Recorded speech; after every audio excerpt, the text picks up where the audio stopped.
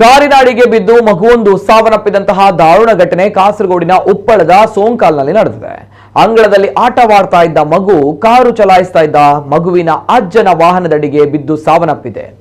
ಎದುರಿನಲ್ಲಿದ್ದ ಮಗುವನ್ನ ಗಮನಿಸದೆ ಕಾರು ಚಲಾಯಿಸಿದ್ದು ಮಗು ಅದರ ಅಡಿಗೆ ಬಿದ್ದು ಸಾವನ್ನಪ್ಪಿದೆ.